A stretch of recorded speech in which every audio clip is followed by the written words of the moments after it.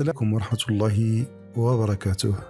معكم يوسف، ومرحبا بكم أصدقائي المستمعين في حلقة جديدة في قناتنا. اليوم غادي نهضروا على واحد الموضوع اللي كيهم كل واحد فينا، كيهمني أنا وكيهمك أنت. موضوع بسيط في المظهر لكنه عميق في التأثير. تخيل معايا كلمة واحدة ممكن تبدل كل شيء، تبني جسر ولا تهدمه، تفتح قلب ولا تسده. السر ماشي في الكلمة نفسها، السر كاين في النبرة اللي كتقال بها.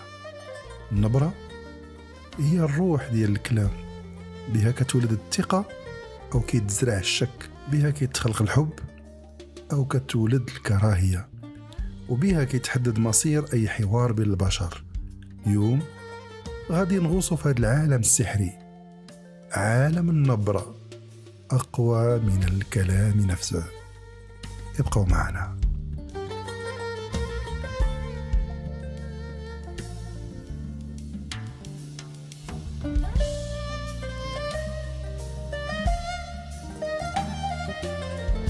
الكلمة بحال الهدية، والنبرة بحال الكاغيط اللي ملفوفة في داك الهدية. إلا كان الكاغيط زوين، حتى إلا كانت الهدية بسيطة فراه غتفرحك، ولكن إلا كانت طريقة باش ملفوفة داك الهدية قبيحة، فركتولي أصلا انت ما بغيتش تفتح داك الهدية. النبرة هي اللي كتحدد واش غادي نستقبلوا الكلام بعقل مفتوح ولا غنرفضوه بلا تفكير. واش عارفين شنو كيوقع في عقولنا ملي كنسمعوا شي كلمة؟ العجيب هو أن الدماغ ما كيتسناش حتى تكمل الجملة باش يحكم، لا، هو كيدير واحد الفلتر أولي عبر النبرة. النبرة كتوصل مباشرة إلى اللوزة الدماغية اللي هي المركز ديال العاطفة والخوف وردود الفعل. هذا المركز كيتفاعل بسرعة البرق. إلا سمع صوت حنين كيطلق شعور بالأمان، وإلا سمع صوت قاسي أو فيه عدوانية كيطلق إنذار خطر، حتى إلا كانت الكلمات عادية. يعني أن الدماغ البشري مبرمج بيولوجيا باش يفسر النبرة قبل ما يعالج المعنى. هذه خاصية كانت عند جدودنا، شحال هذه كانوا كيعرفوا من البعيد غير بالصوت واش اللي جاي صديق ولا عدو. من هنا كنشوفوا أن التواصل ماشي غير كلمات، هو بالأساس إشارات عاطفية. علماء السلوك يقولوا أن التفاعل البشري فيه 3 المستويات. أولا الكلمات 7% فقط. ثانيا النبرة حوالي 38%. لغة الجسد 55%. يعني أن النبرة كتشكل تقريبا ثلث قوة التواصل. السلوك ديالنا كيبرهن هادشي يوميا.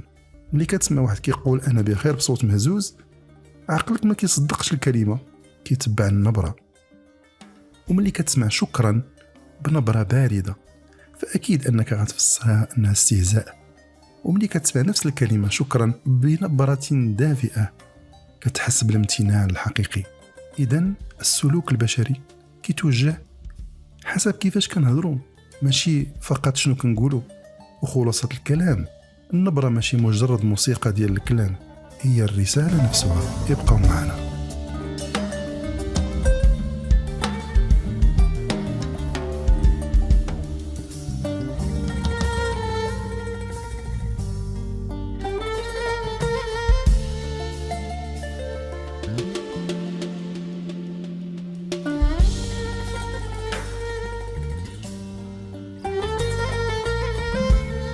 على اليومية مثلا وسط العائلة، الزوج ولا الزوجة يقدر يقول فين كنتي بنفس الكلمات، ولكن إلا قالها بنبرة قلق كيتخلق المشكل، وإلا تقالت بنبرة اهتمام كتخلق حوار.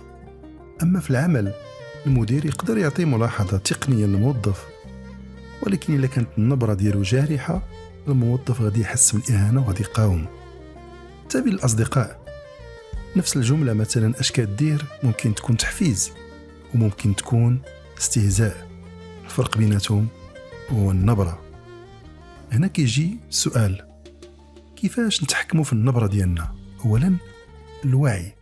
قبل ما نهضر نفكر واش صوتي كيعبر فعلا على النية ديالي. ثانيا الهدوء، النبرة كتأثر مباشرة بالحالة النفسية. إلا كنت معصب خصني نرد بالي اش كنقول. الابتسامة حتى في التليفون الناس كيحسوا بالنبرة مختلفة إلا كنتي كتهضر بابتسامة. رابعا الإصغاء، إلا سمعتي مزيان غادي تجاوب بنبرة متوازنة. ختاما أصدقائي، إذا هنا الكلمة ماشي كل شيء، النبرة هي الروح ديالها.